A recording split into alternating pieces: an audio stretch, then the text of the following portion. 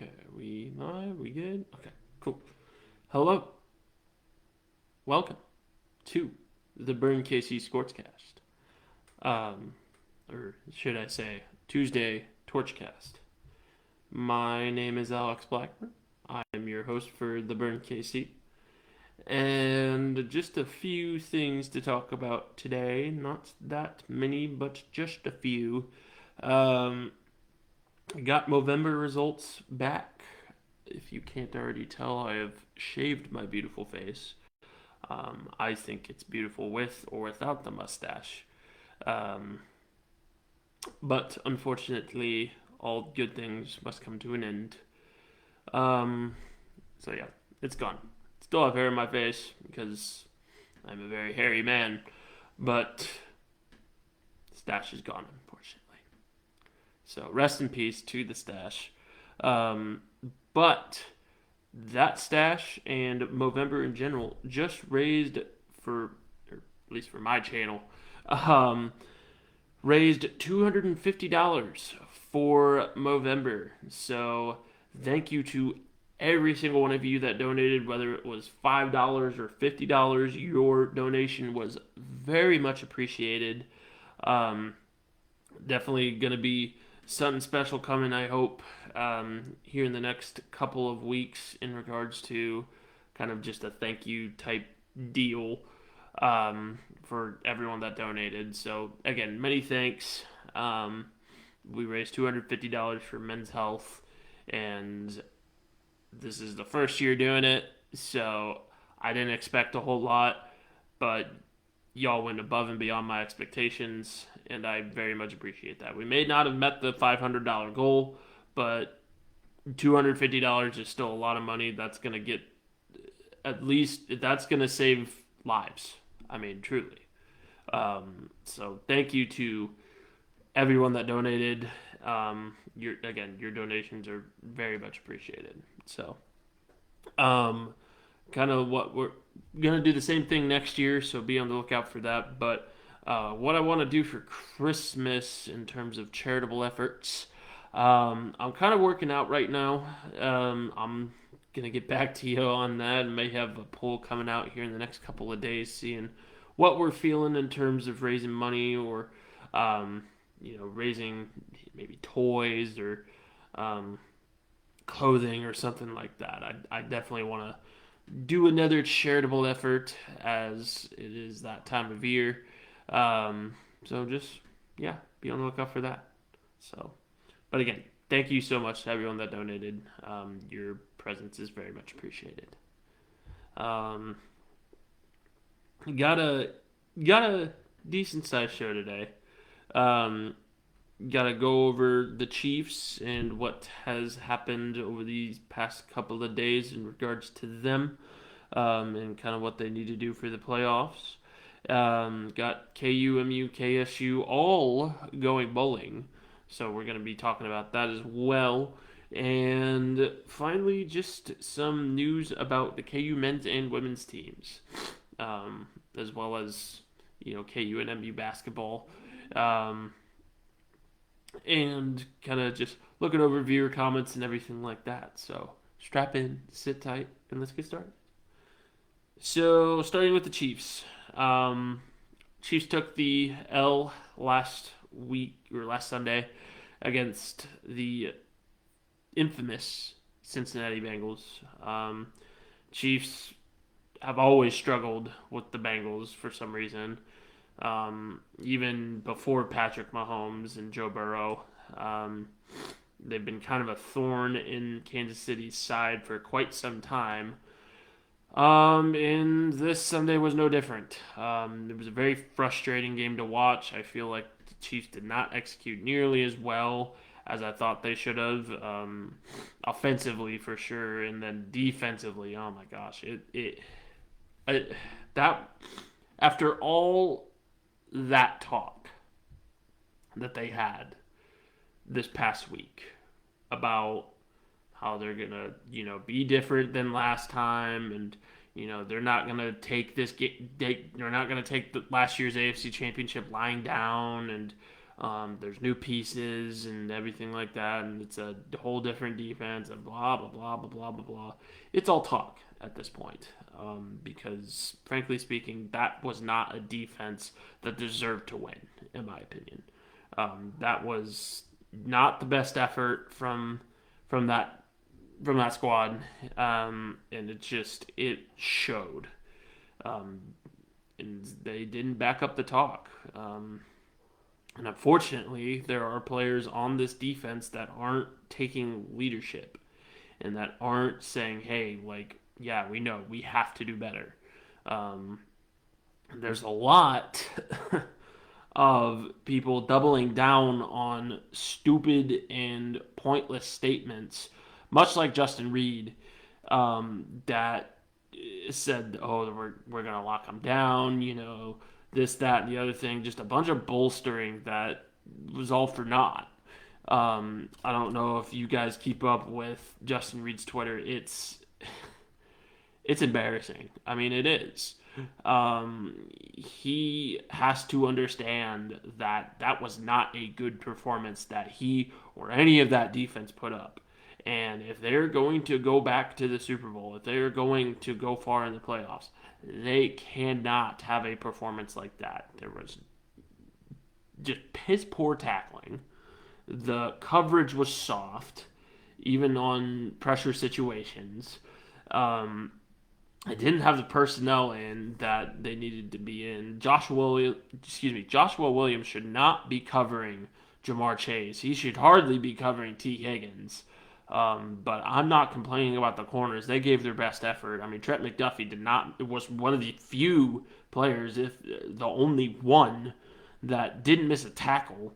And it just, you can't talk like that and then go out there and lay an egg.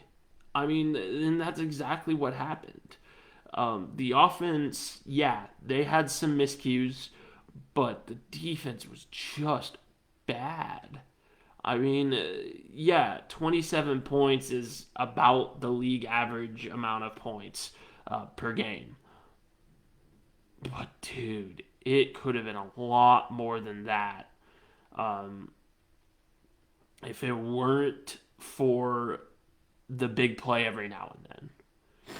And that could have been a sack by Chris Jones or Frank Clark or any of that defensive line, but it would immediately be followed by a terrible play. I mean, they converted on pretty much every third down that they had. I saw the punter come out maybe a couple times, but like it just was just terrible effort. And the defense has to do better before you start talking, before you start taking to Twitter and complaining about fans being criticized, being critics, or complain about, well, I'm gonna double down on this statement that I made last week that ended up being hollow. It's embarrassing. I mean, it doesn't make you look any better. It doesn't make you look tough. It doesn't make you look confident. It makes you look stupid. And I think a lot of our defensive players do not recognize that. I've seen more leadership from Joshua Williams and Joshua Williams and L'Jarius Sneed than I have from guys that are veterans like Chris Jones, like Frank Clark, like Justin Reid. That and it just it looks so bad when the rookie has more maturity than the. I can't remember how off the top of my head how many years Justin Reid has been in the league, but he's been in the league for much longer than Joshua Williams. But Joshua Williams took accountability, something that is extremely lacking in this defense, and he took charge. He said, "I will do better." And that's all you have to say in situations like this. And yeah, Chiefs Twitter is vicious after a loss. I will fully 100% agree with you. And the verbal abuse, you don't have to take that as a player. That's ridiculous. And if you're out there verbally abusing players, grow up. It's a game. But at the same time, If someone's offering you constructive criticism, you take it on the chin and you learn from it. You don't complain.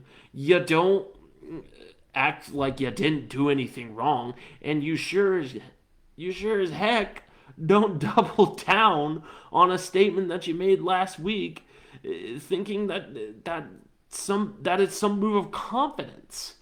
I mean, my God, Justin Reid, someone needs to take your phone away.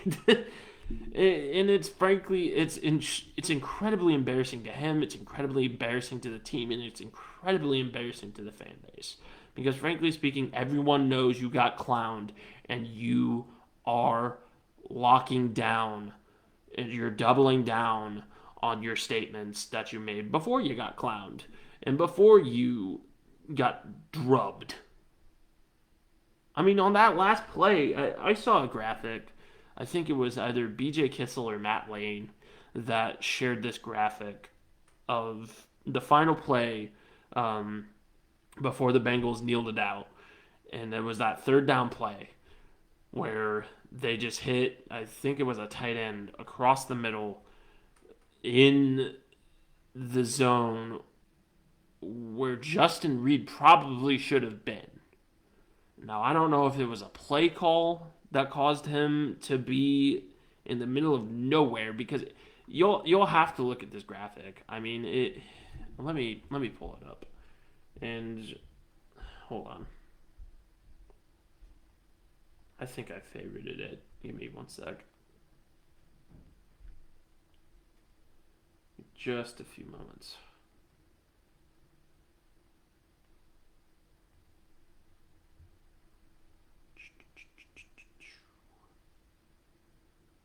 There's let's let's relish in what Justin Reid had to say, though. First and foremost, he's an idiot. I mean, I think everyone that isn't Justin Reid realizes that, and I hope that he got a talking to. I mean, thank God the Chiefs have the easiest remaining schedule in the league right now, because frankly speaking, it's it's going to be tune-up time, and it's going to be time. It's going to be time to put up or shut up, because frankly speaking, if you play it close and play down to your competition against the Broncos, and yeah, the Seahawks aren't bad, but they're probably the best team that we're going to face for the rest of the year. But to if you play down to bad competition, you're going to end up getting burned one day, because you're going to end up playing down to good competition, and they're going to exploit you for it. So I'm trying to find it here, guys. I'm sorry. Give me one sec. And before you blame the refs, I saw a lot of that. What Jamar Chase does is he toes the line on is what is pass interference and what isn't.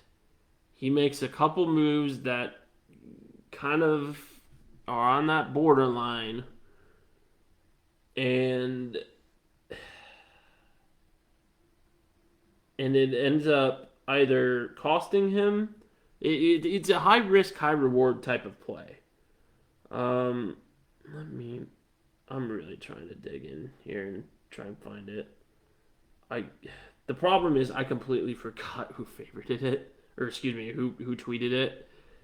Give me one second.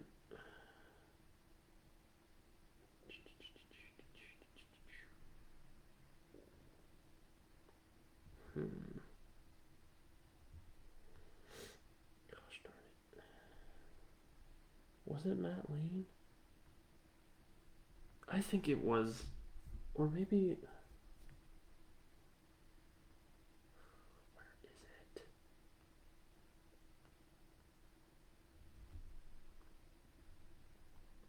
I'm really trying to dig here, guys.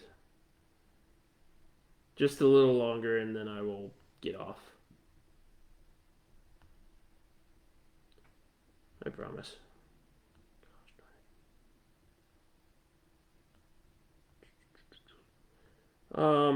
In other news, Taylor Stallworth got cut, so that probably means Brandon Williams, who, by the way, looks like this, is going to be activated, which is pretty cool.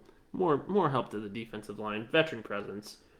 Let's see if B.J. Kissel was the one that did it. I'm pretty sure. No, he's not. Never mind. Was it Matt Redeem?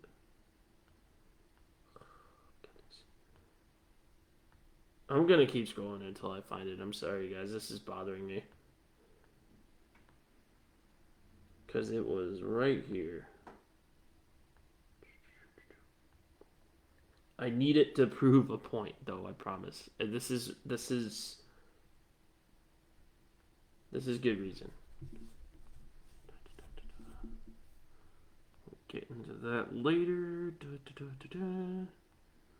Baker Mayfield getting traded to the Rams, or being claimed to the Rams off waivers.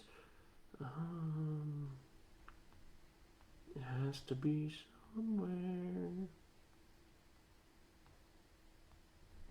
You know what? Let's do this. Justin.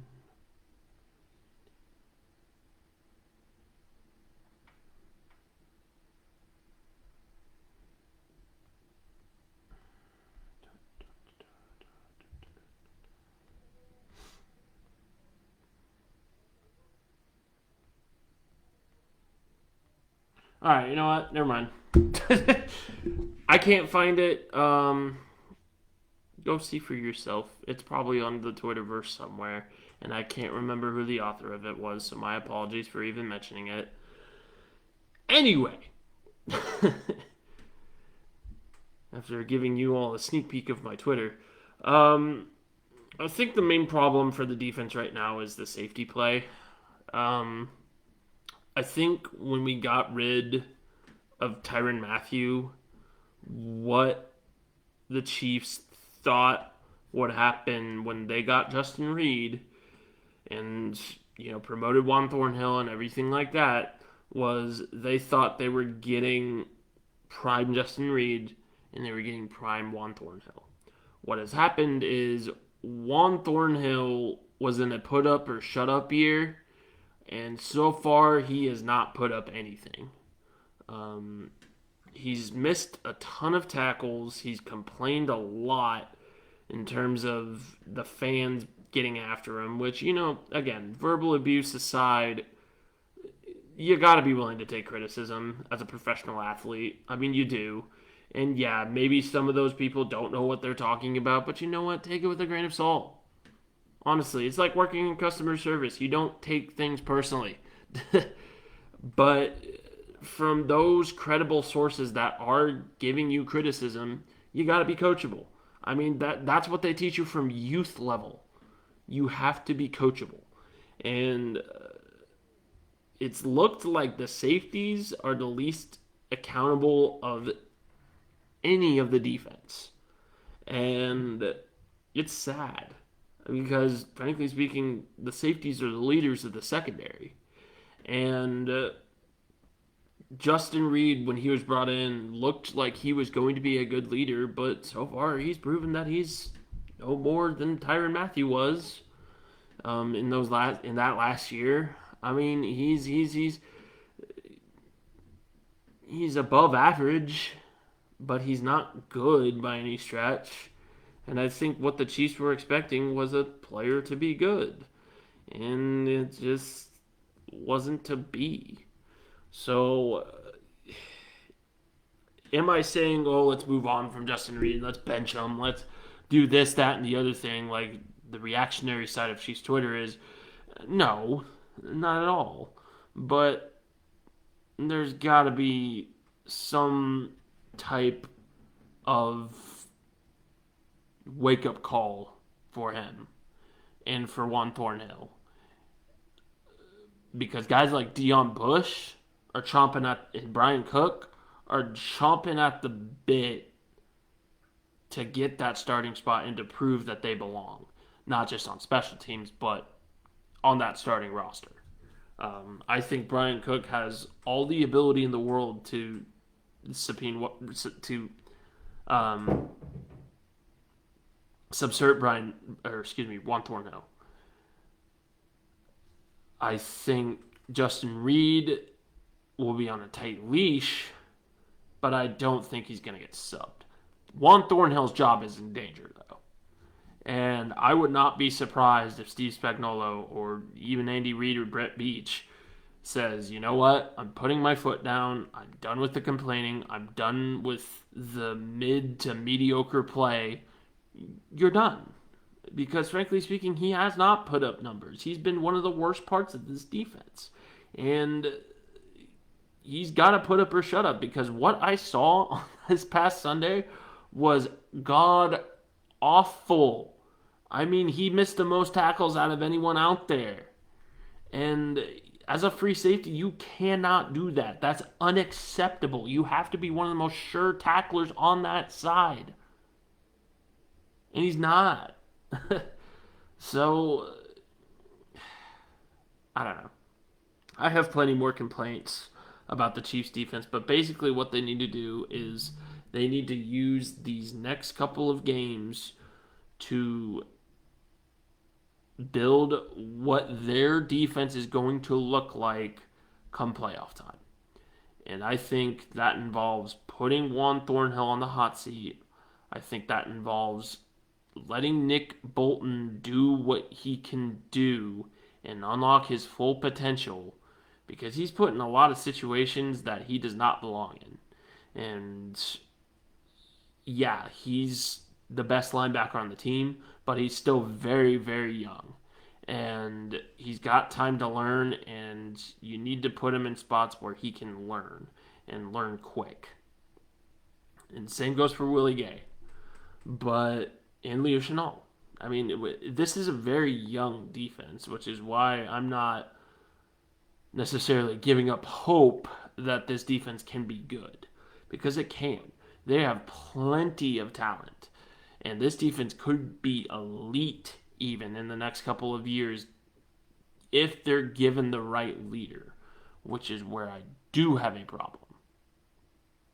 I think Steve Spagnuolo is on thin ice. I don't like him as a defensive coordinator. I have never liked him as a defensive coordinator because he's just not a clutch defensive coordinator. I mean, in crunch time plays, he's bad. I mean, soft coverage, the whole giving up 15-yard run plays on a draw, just not having a spy on the quarterback, not playing into time and everything like that. It's gotten old, man. And I don't know how you're an NFL caliber player and don't know how to tackle, but maybe, just maybe, they got to go back to the fundamentals and do some tackling drills. Because frankly speaking, it has looked terrible in terms of tackling. So, what they need to do for the playoffs is build on the defense and then clean up the inconsistencies on offense. Patrick Mahomes is a great quarterback, but he's made some pretty stupid mistakes over the past couple of games. And not all of that is his fault.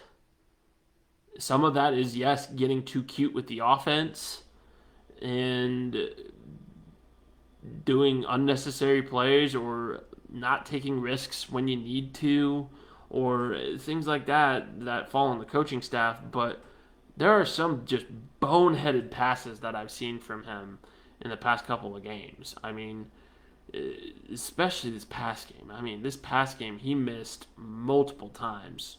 And before everyone goes after Travis Kelce is clutch 99.9% of the time. He fumbled once. And yeah, he wasn't that much of a target last Sunday, but he fumbled one time. I don't think he even dropped the ball before or after that. he made one mistake and you people want to crucify him. I mean, that's another thing. Is just the reactionary Chiefs Twitter has to stop. I mean, my God, people, you have no idea what you're talking about most of the time.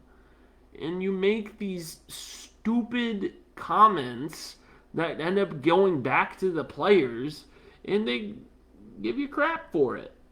For good reason. I mean, you guys are so ungrateful. Do you not remember 2012 and 2008? Like, relax. The Chiefs are going to be fine. They're a good team. You're expecting too much. And you're delusional at times. The refs had nothing to do with this game. Yeah, they had a couple of bad calls, but that's every NFL game. The refs did not have a huge impact on this game. They didn't. It was the Chiefs that lost this game. It was not the referees. Again, they had some bad calls. I know that. Believe me, I do. But they were not the ones that lost the Chiefs this game. The Chiefs beat themselves, and they could have easily have won that game if they just made a couple of adjustments. But they didn't. And they lost. It's water under the bridge. Let's move on before I talk about the Chiefs for 30 minutes. Anyway, let's talk about something a little bit more positive. Going into the bowl season, it looks like all three local schools, KU, MU, and KSU, are all going bowling. So that is the first time that has happened since 2008, I believe. And K-State may not have gone bowling in 2008. If I don't know. Maybe they did. Maybe they didn't. I'll have to check and see. But this is the first time in a while that this has happened, and everybody feels good about their football team. KU obviously is going to the Liberty Bowl. Go check out yesterday's article on it. Got plenty to say regarding that. MU is going to the Gasparilla Bowl, much to the dismay of a lot of KU fans and some MU fans as well, thinking that they would play in the Liberty Bowl against one another. No, and before you say, Missouri ducked the Liberty Bowl because they didn't want to play Kansas, there's probably a good reason for that, and there's a whole article regarding that on my page. So go check that out too. What that last week proved was a lot of y'all don't know anything about college athletics, including a lot of media. And guys, it's a revenue and recruiting reason. MU just doesn't see the feasibility in playing KU in a bowl game where there's a lot on the line, which includes revenue and in recruiting. And I get it. It's a lot of people are saying it's the same reason KU ducked MU for years. No. KU didn't want to do damage to their strength of schedule, and Missouri was a dumpster fire of a college basketball program. So that's why they didn't take MU for all those years. And that's why MU didn't take KU for all these years. And to have a loss against your bitter rival in a bowl game does some damage to your recruiting and your revenue. And the fact that these teams are playing each other in 2025, just playing in a bowl game when they're both 6-6 just seems like it's going to water it down a bit. So I fully agree with Missouri's decision to not play against KU. Tradition and rivalry and everything like that aside, it's a good business decision. Do I think Eli Drinkwitz is a dork? Yeah, absolutely. I think even Missouri fans can agree that he's kind of a dork. And the statement that he gave on it was beaten around the bush and in the end didn't really answer anything. But in terms of seeing it through an athletic director's or football head coach's eyes, it's all about revenue, and it is all about recruiting.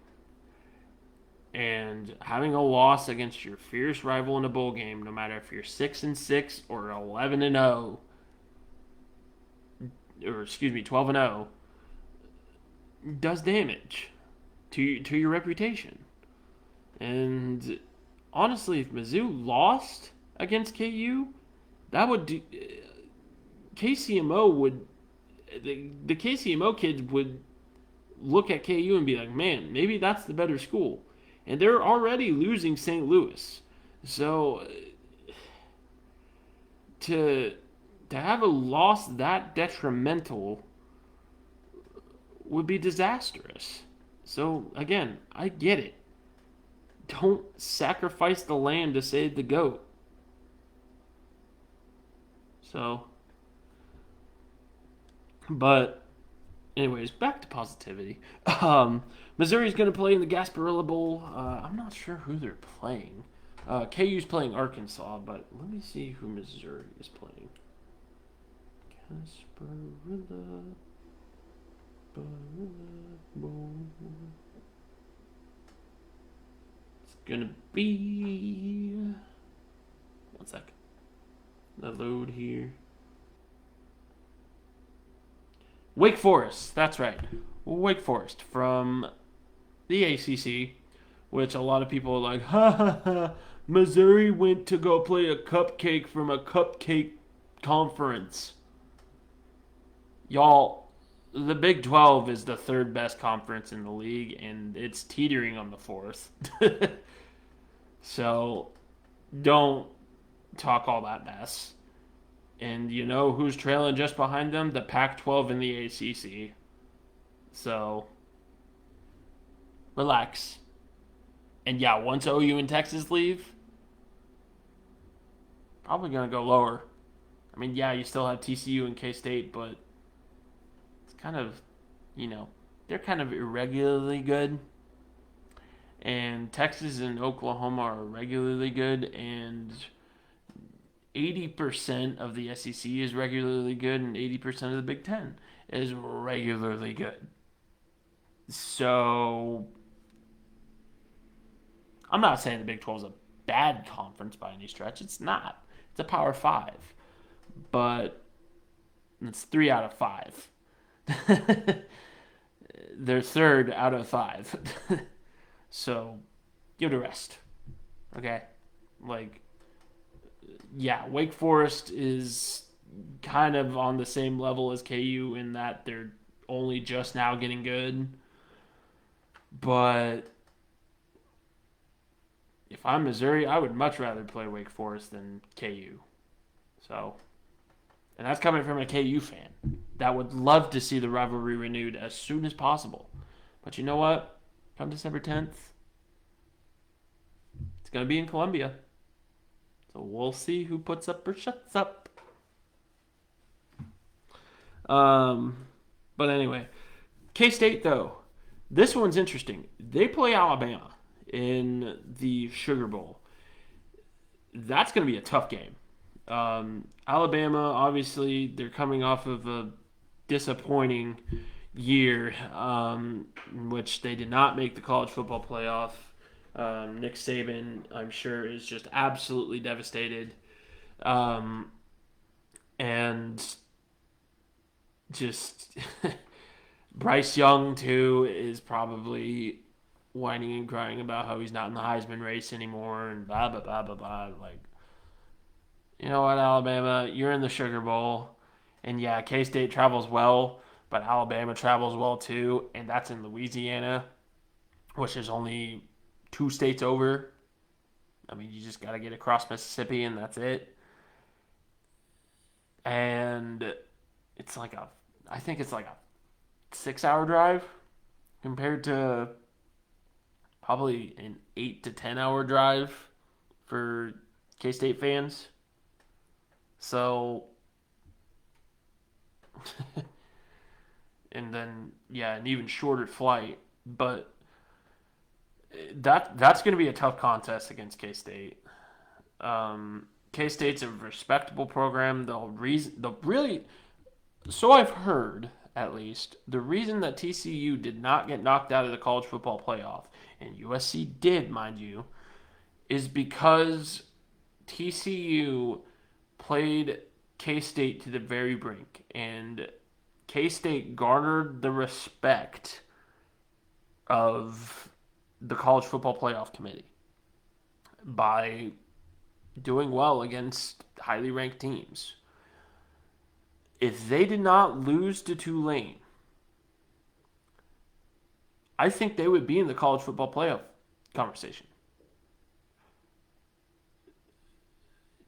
Maybe if they didn't lose to Texas too, but that Tulane loss looms large. They'll be back in New Orleans for it too.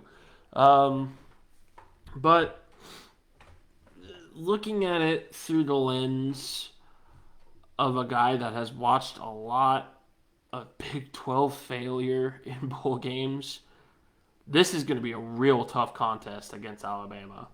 A team that is very much used to winning bowl games, very much used to winning in general, going up against a program that is currently throwing out a backup quarterback who, yes, is very, very good. Will Howard's a great quarterback.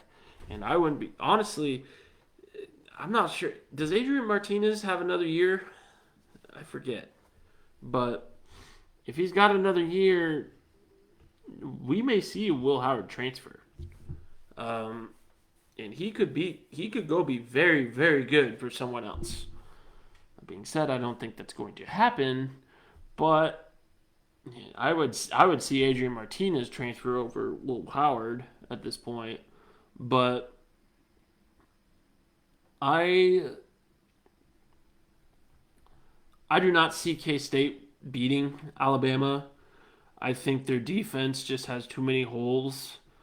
Their offense is extremely explosive, and they'll keep with them, but I just don't see that K-State defense slowing down the Alabama offense. I mean, they're still one of the most high-powered programs in the nation. They were on the cusp of getting back into the college football playoff. But obviously with 3 losses, kind of hard to justify. And yeah, no championship appearance either. Yeah, it's pretty hard to justify. But in terms of what K-State can do to win this game, they got to shore up the defense. They got to make sure that, and that's a big ask for Big 12 schools, but they just have to keep Alabama contained. I mean, just plain and simple, they just have to keep them contained. And to go into the Superdome and beat Bama, I think would give K-State an edge for next year in terms of Big 12. I think it'll come down to TCU, KU, and K-State next year. I think, or I forget, does OU and Texas leave this year or next year? Don't say that I needed to do more research, by the way. I didn't realize these topics would come up. This is mostly unscripted, by the way. I just go off this little note sheet. But I just don't feel the need to script it. I feel like I can rant and ramble a lot, but generally I stay on task, right? As I digress.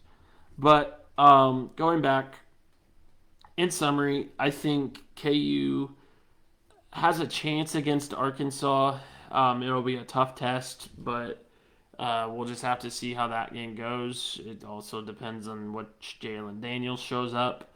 If it's the Jalen Daniels at the beginning of the year, I think they have as good a chance as any. If it's the Jalen Daniels that showed up at the end, it's going to be a tough, tough test.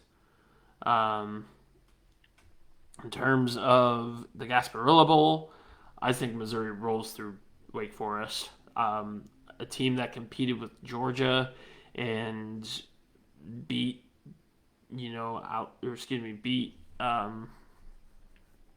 teams like Arkansas that were bowl eligible in the SEC. It's hard seeing. It would be hard seeing them lose. Let's just say that. Or hard. It's hard to see them lose that game. Is what I meant to say. And then K State. It's tough to say that they'll win that game, but if the K State offense can perform basically their best game of the year, and same goes with the defense, I think they can beat Bama. But that remains to be seen, and that also depends on which Bama shows up. Because if it's national championship level Bama, they're gonna have a handful. So, but overall, it's good to see all three local programs going bowling. I hope that's a tradition that continues for a long time. I hope that MoCan college football can build into the beast it once was and get back to the beast it once was.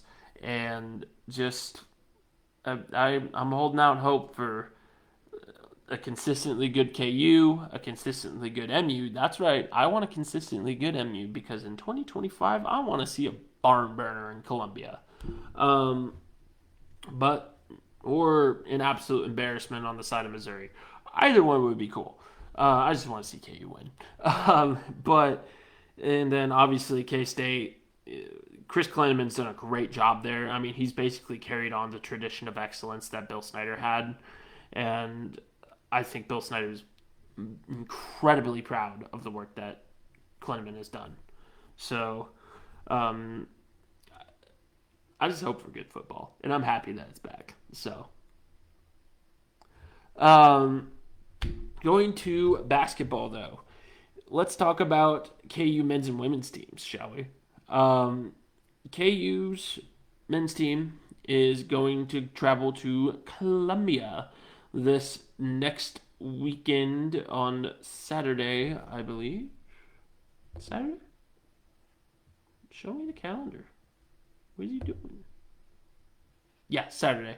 So they'll be traveling to Columbia, Missouri on Saturday to take on the Tigers. This is the first time they will be back in the Columbia since 2012. And it's going to be a good game. Missouri's undefeated right now. Yeah, they kind of had a cupcake schedule.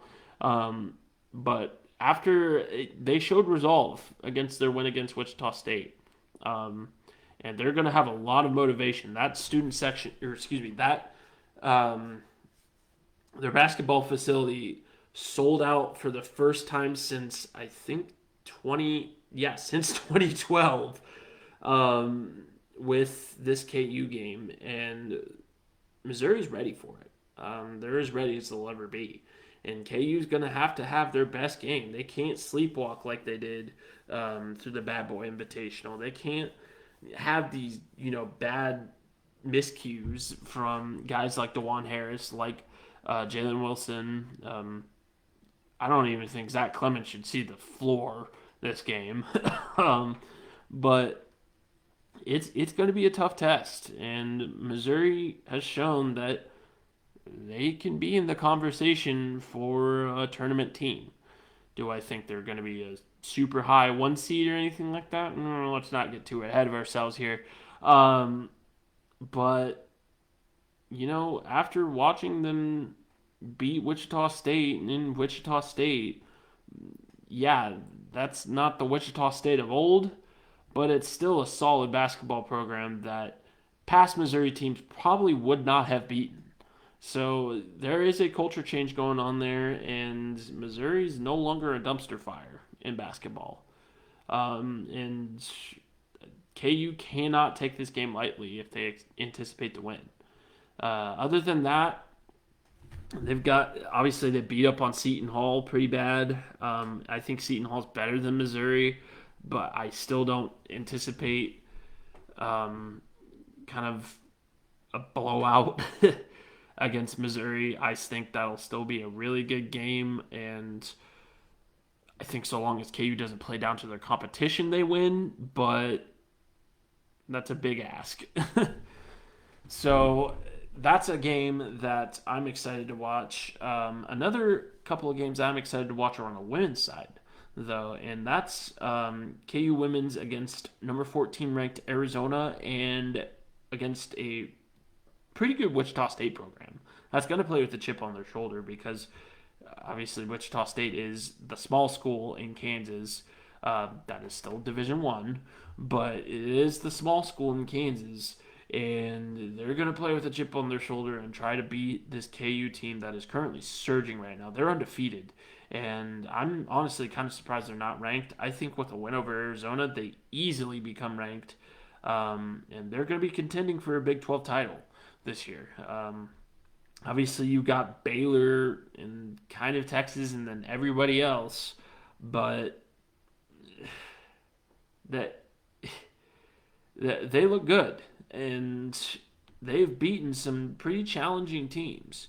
Yeah, they played UT Arlington close, but overall, it looks like it'll be a fun team this year. It looks like it'll be a tournament bound team this year, which has not happened since 2013. So, or maybe it happened in 2020. I can't remember. Um, no, last time it was 2013. I did research on this. Don't call me out. Um, but it it's looking like this team will give Arizona trouble. And I'm excited to watch this game. It's going to happen on, I think, December. Let me check. Hold on. Okay. Basketball schedule. That's the men's. I want the women's. They play them Thursday. Never mind. So they'll play Arizona Thursday. Arizona's moved up to 12th, by the way. Kansas is currently first in the Big 12, mind you. I think who? Wow, Baylor is actually kind of low this year. They're 6-2. Must have had some games. Geez, the Big 12 women's program is, or the Big 12 women's basketball has kind of changed hands a little. But they have them Thursday. Go support the women. I think it'll be on ESPN Plus for sure. It might even be on mainstream ESPN. Let me check.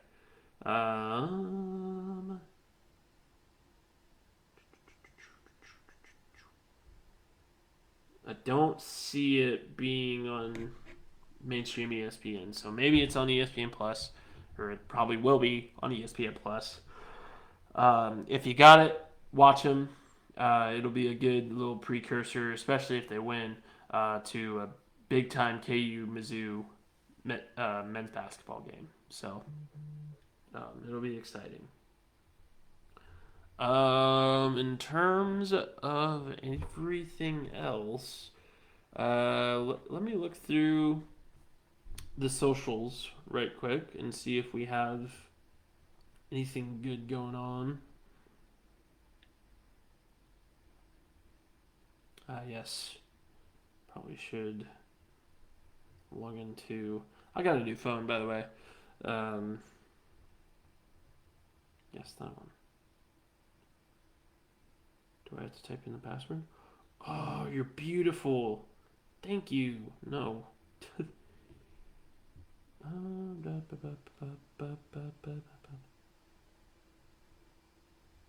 Okay. Let's go ahead and look up what kind of stuff we had going on this past week. Yes. So the one poll that I put out was only on Instagram, so sorry if you didn't see it. But that should be reason enough to, if you have Instagram, of course, to go follow the Burn KC on Instagram. Go do it. Um, but we had a poll of if Kansas City were to get an NHL team, and if Kansas City were to get an NBA team, what would they be called? And I put out a couple name suggestions. No one else really kind of put out any other suggestions. But overall, the Kansas City Scouts won for the NHL team with 57% of the vote. 2 votes for other. Um, Unfortunately, there was no suggestions as to what that other might be. But uh, I agree. Yeah, the Scots is a good name. Um, Kind of toeing the line on the Native American imagery, as the Chiefs are kind of in hot water for that. Um, but there's ways around that, and Scouts isn't entirely Native American, at least to my knowledge. If I am incorrect in that statement, please let me know. But as far as I know, it's not incorrect. The Scouts. And then for the NBA team, it looks like a lot of y'all want Sacramento to lose their NBA team and for the Kings to come back to Kansas City. I fully agree. I think Sacramento kind of sucks. No offense to the city of Sacramento. If you're from there, I apologize. It looks like a wonderful city. It's just the Sacramento Kings as an organization are kind of bad. But that one with 56%, and a lot of people voted other for that as well. It looks like we got 33% other. Um, and then in terms of the final poll on the Instagram was, would you rather see an NBA, NHL, or both, or neither? And what's that? Never mind. I thought I had a sneeze going. But a lot of people said, why not both? With the 43% of the vote in terms of, and then next closest was NBA. So it looks like the NHL got 1 vote. Thank you, Brett Doge. But yeah, I agree. Why not both? Um, Tax purposes and monetary purposes are probably why, but why not both? But what can you do? It's nice to have a little fun, isn't it? Probably going to be some more polls and stuff being put out throughout the week. I plan on trying to get a little bit of audience engagement going. Like I said, to kind of prepare for the charitable efforts that are coming this Christmas. Gonna try and maybe do a little bit of, or maybe delve a little bit into some streaming or into some telethon work or something like that. So stay tuned. I might have a little idea or two for you to sink your teeth into. So, but that's our show for tonight. Um, yeah, decent sized show. Like I said, probably a little bit more to talk about throughout the week. Articles will be posted daily this week. Obviously, I am going through finals though, so please be patient. And yeah, I'm very stressed out at the moment. But we're cruising. I mean, it's looking like we're gonna hit the A and B range in terms of grades. So let's go. Um, yeah, that's right. My accounting grade might go up to a B finally. Um, God, accounting's awful. Don't tell my professor I said that. He's a very nice guy, and his subject is just crap. But he even knows that. So, um, uh, it's important, but it's agonizing. Um, but I digress. That's our show for the night. Thank you for joining me. This has been the Burn KC. I will see you all on Sunday, normal time next week. I know that I kind of move around the podcast quite a bit, but that's just because I'm a busy man on Sundays, and I'm just a busy man in general. So thank you for being patient, and again, I can't thank y'all enough for participating in Movember and just reading my articles and everything like that. You guys are rock stars, and expect better content in the future. This Christmas, I'm anticipating a little bit of a system upgrades and stuff like that. Sorry, my ankle itched. But I'm anticipating some system upgrades and as well as some show upgrades as well. You might see a green screen by next year, by early next year. So we'll just have to see.